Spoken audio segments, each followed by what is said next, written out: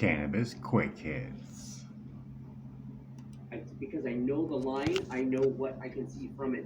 And for someone who isn't super experienced running a bunch of different lines, not only a bunch of different lines, but a bunch of the different base lines, meaning Northern Lights, Skunk One, Haze, a lot of these land races, it's hard to truly understand till you've run them what it is when you can truly start predicting. And that's what breeding is. When you're able to predict, to run your lines and then to see it in action and to realize, okay, I was either right or wrong at this and make the next move. That's all breeding is. And when you get to this point in your career, when you've been breeding 40, 30 years, a lot of this stuff comes secondhand, and a lot of it becomes a natural instinct as you're going through these things. And there's even stuff you're telling me about different traits of the leaf hairs on the cotyledons and stuff like that I have never even thought of.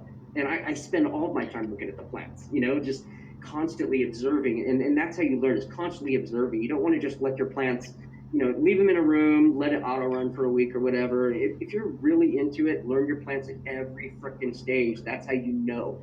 And Red's a great example of that. Everything you've been saying about that just reinforces that 100%. Right, it's like when I was telling you about my little hash trick earlier, it's like, if you are a breeder who doesn't really know your shit yet, and you're dealing with lines that you're not really familiar with yet, the easiest way to do it is to pick, let's say, 4 of the strongest, best, vigorous females, right? Yeah. Grab a couple of the strongest, biggest, best males, throw them all in and let them breed. Now, when they're about 2 weeks from finishing, just go over them all with a magnifying glass. See who has the most resin. Get a grip on them. Smell them. You'll know the smells by then, right? Yep. Everything will be less because they'll be full of seeds, but you can take that into consideration. Then go in and check them out. Then you get a really good idea of what you're dealing with. Who's better than who's likely to be the king, who sucks, right? Yeah. Tell at that point. Then you just recycle the plants that suck or make hash or do whatever you want, right? Exactly. But I always make hash from those plants that turn out good, that I don't know anything about, but they're killer. Yeah. I'll make hash from so that I can further dissect the exact resin profile relating to the high type itself, which is what I cherish over everything else, because some weed it makes me aggro. Trainwreck can do that. There's different hash plants that can do that for me.